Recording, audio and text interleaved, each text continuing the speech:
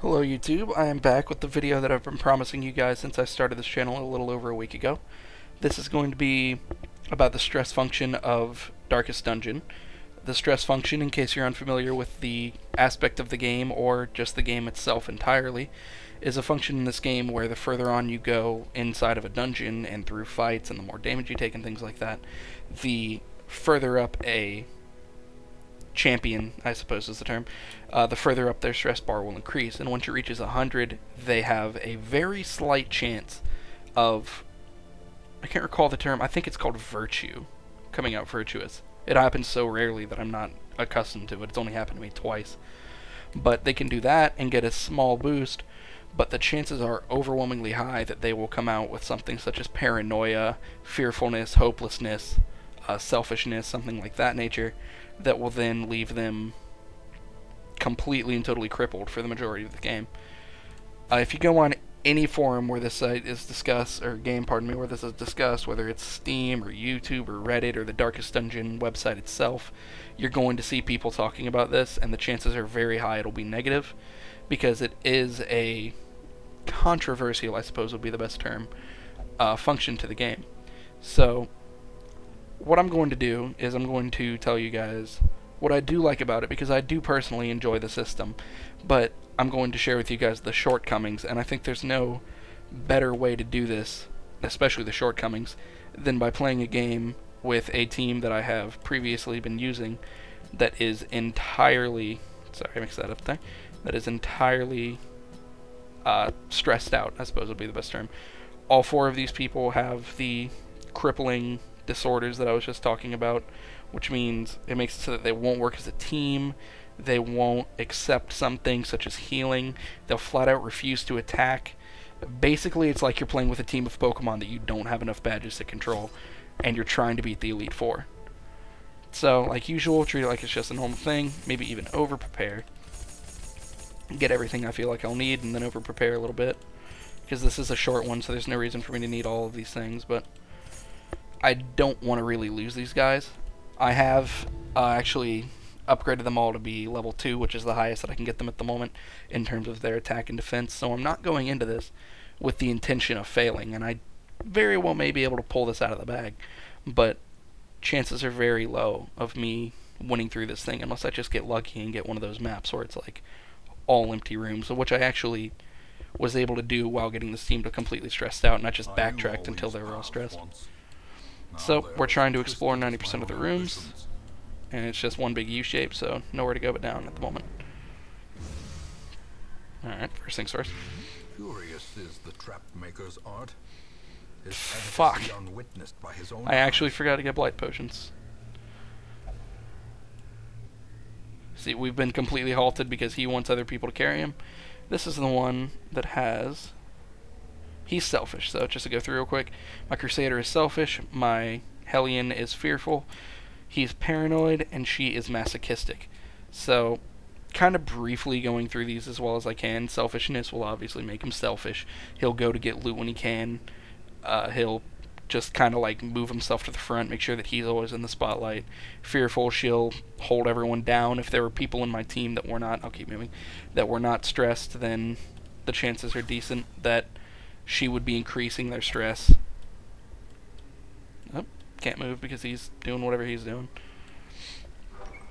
Paranoia will make it so that he won't accept healing some of the times, as well as won't want to continue on. He'll just always, like, hold it up. That's the biggest thing of it. It makes everything take forever, especially if you've got a big team like mine that is all stressed out.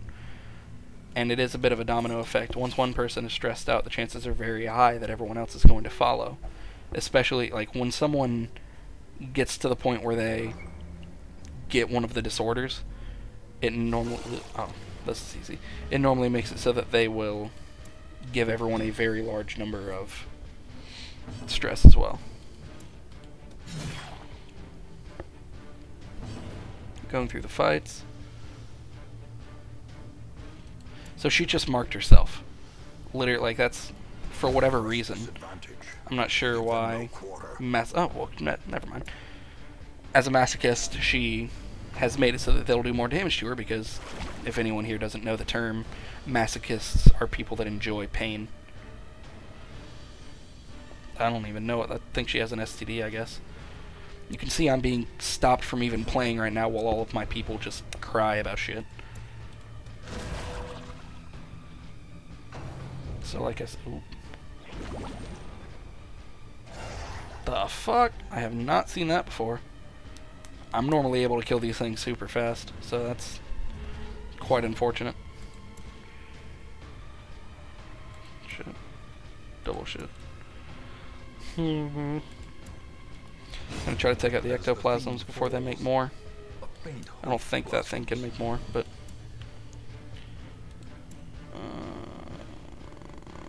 I am a scared little boy right now.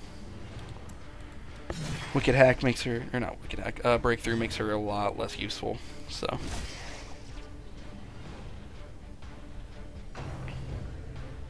Big slime. Blech.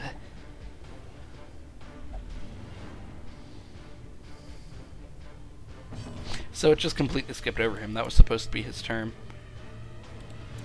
No, that will do no damage. Might be able to shuffle them. Okay, good. So now he'll be much easier to kill.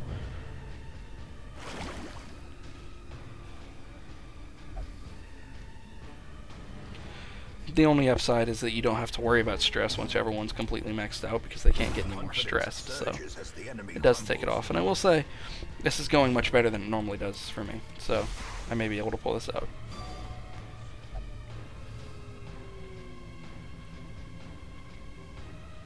He's pouting, I guess. It was supposed to be his turn just then, but he doesn't seem to have wanted to.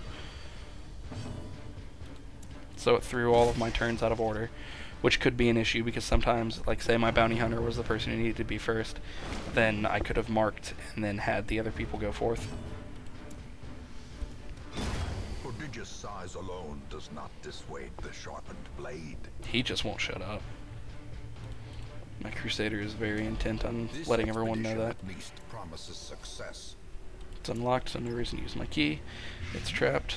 I, again, forgot to bring the thing.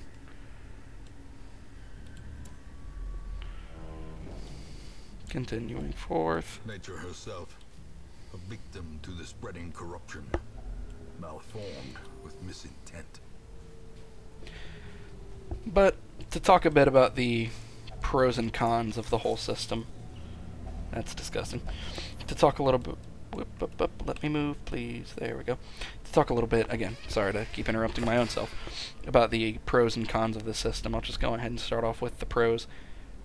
I should start to say, I personally absolutely love the system. I think that it has a lot of flaws and really needs to be worked on, because this game is not beta, but early release, I believe. I really regret not bringing my potions. But, as I said, this game is an early release, so it is going to have some flawed systems, and this is, I would say, the biggest of them. Real quick, just to interrupt myself again, you guys can see I've gotten really lucky. I've only had, like, what, 2 fights thus far? I think just that one, actually. But, moving on. The pros of this is that it obviously, without saying it, makes it more difficult. The addition... And now, the darkness holds use some torches. dominion. The addition of stress makes it so that you constantly have to be keeping that under thought, being completely held up here while they freak out over each other. But the stress makes it so that you always have to keep it in thought. If you let it get too dark and they get stressed, then you're screwed, so you have to bring more torches. If you let them bleed, they get more stress, bring more bandages. It just brings... I didn't tell him to do that. Obviously that worked out for the better, but I had no bearing over the fact that he just did that. This could have been a fight where I had to attack something, but he did that instead. Again, not telling this guy to attack. Oh, thought he was going to do it. So yeah, it worked out that time, but not always that lucky. As victory is But continuing on, so too does add difficulty, and then since this is a game made to be very difficult and have your people die over and over, it only makes sense. If you're the kind of person that likes an easy game, then really this game in general isn't for you anyway, so it doesn't really make much sense to complain that it makes it hard, because it doesn't really make it unfair, it just makes it more difficult. If you let your people go insane, then yeah, it does make it much more difficult. But before then, it's just one more factor that you have to have in mind when you prepare your things, or when you're doing fights, or when you focus who you attack, because there's some enemies in this game that do nothing of use, but they make your people really, really, really stressed out. Like the people in games that, like in World of Warcraft, or in Dungeons and Dragons, or in Dark Souls and games like that really only exist to break your gear. They're not going to kill you, but holy shit, they are as inconvenient as they could possibly be. Another thing about the game, about the function of it is very unique. I can't say I found many things like this in... God, that Hellion will not shut up. I can't say I found many things like this in other games. Things that come to mind are like poison factors and things like that. And maybe you guys know some games, of which if you do, please leave in the comments, that have a function like that. But in general, I can't really think of any games that like have a sort of stress function where you're constantly worried about things like that. The closest thing I can think is like durability, and then once your things break, it makes it way harder. Gives you more play styles as well, I would say. Got lost in thought there. Gives you more play styles, such as like you could have a team completely of people that will not get as stressed. You could have someone that you want to get stressed if you don't want to have them anymore, so that you feel better about giving them up. Or you could literally just go against all odds and train a team of people that will instead all come out as virtuous, which gives them a bit of a boost. And in my time playing this game, I think I've only had 3 characters, maybe 2, I'm not sure, but no more than 3, that have come out virtuous, and it hasn't really made that much of a difference other than me just liking those characters more.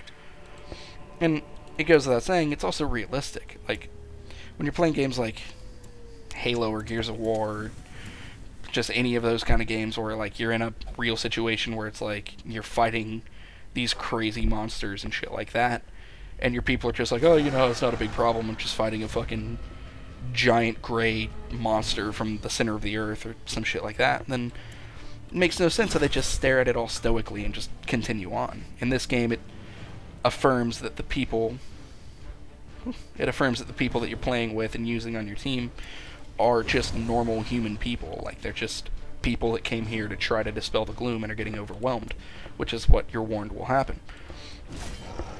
So I do personally really like that function. And then when you get to the cons, like, my main thing with this is that it feels very overbearing. You know, like, you only have 100 as the cap. So once you reach 100, you automatically get all of that stress, and you can get really, really unlucky and just wipe your entire thing, because suddenly your healer won't heal anyone, or your tank won't accept any healing. Just things like that. And it makes it so that, like I said, those enemies that only exist to increase your stress, there's some that'll increase it 20 at a time.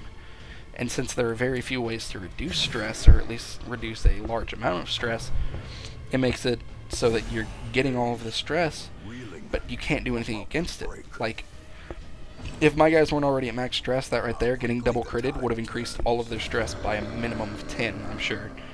And that's all of my people. So it's very overbearing. Like, when you're just trying to, I don't know, just trying to play through, and I don't really know where I was going with that thought, to be honest with you. When you're just trying to run through the game and stuff like that, and suddenly everyone's getting stressed by like 20 points at a time, and there's no avoiding it, it can be very obnoxious, because once your people get a disorder, the only way to heal them is to sit them out for a round and spend gold that you may not be able to spend at that moment, sending them somewhere that will lower it slightly, and if it doesn't lower enough, then they just get stressed again next match. And then it's very crippling as well, as I've been talking about. Like, I've been very lucky thus far through here, and I think it's only because I'm in the easiest level of dungeon. When you're going through and your people won't accept healing, they won't heal anyone, they won't attack, they'll mark themselves, especially if you're trying to go after one of the bosses. That is impossibly difficult. Do we have another fight?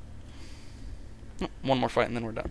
Well, actually, yeah, quest is complete. And I was running out of things to tell you guys anyway. Every cleared path and charted route reduces the isolation of our troubled estate. But overall, I do feel that the stress function is a function that has been not unnecessarily criticized, but overly criticized. I think that all in all, since the game is still being worked on, that is not what should be taken and looked at. It should be more the repetitive gameplay of it all, because once you've gone through these 3 levels, you're kind of just doing the same thing over and over and over. It'd be cool if they could find a way to shake it up. I think the stress adds, difficulty to it, a bit of uniqueness, makes it so that there's more things you can do besides just making the same team over and over. And then, but it just makes everything much better, in my opinion. They just need to find a way to tone it down, whether it's gaining it half as fast, being easier to heal, or being, like, twice of a limit, have 200 as a cap instead of 100, just things like that. Or make it so that these disorders are not so crushing, making it so that paranoid people have a very low chance of not accepting healing, or selfish people have a very low chance of moving themselves to the front of the line in the middle of a fight and dismembering your whole team doing that. But either way, that is the stress video that I've been promising you guys for quite some time, and hopefully it was up to snuff. One of the reasons I was putting this off was actually because I wanted to get a bit more acquainted with editing software before I sent it to you guys. But the thing with that is that between work and school, I just haven't really had the time to sit down and learn that as much as I've wanted to. I actually have a math exam in less than 12 hours that I should really be studying for right now, but I've been doing that all day, and I wanted to take a break, so I figured what better way than by doing this. I will hopefully have some time to go back into that. My college is going on spring break in about 7 days, I think, so within the week's time I should be focusing on that a bit more. Have a bit of time off. I'll still have work, but I won't have to worry about school as much. Another thing, by the way, my Necrodancer video was not met with much happiness. I posted it on another site, and the comments of review on it were mostly just people disagreeing with my opinion, which obviously I am an opinionated person. It makes perfect sense to not have the same one as me. But I've been thinking that I might redo that one, especially once I've focused more on editing, on knowing how to edit videos, rather. Because I do feel that I was a bit unfair to that game. Someone made a comment where they said that I should have gotten further in the game, because I am only on the second of 4 levels, before I went and made a whole review on the game, which makes perfect sense.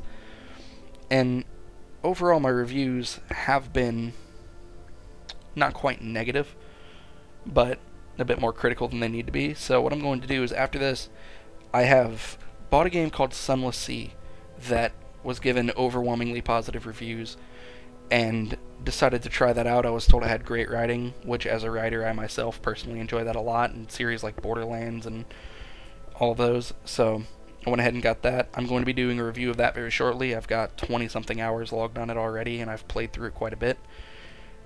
And then after that, I'm going to do a review of one of my absolute favorite games, or not a review, but you know what I mean, of one of my absolute favorite games that I've played in the past couple of months on Steam, which would be Don't Starve. Not Don't Starve Together, because I don't have friends, but Don't Starve itself, which is, as I said, one of my favorite games that I've played in the last couple of months. But until then, I will leave you guys for probably give you guys 5 days without having to listen to me talk. And until then, I will see you guys later. Have a good one.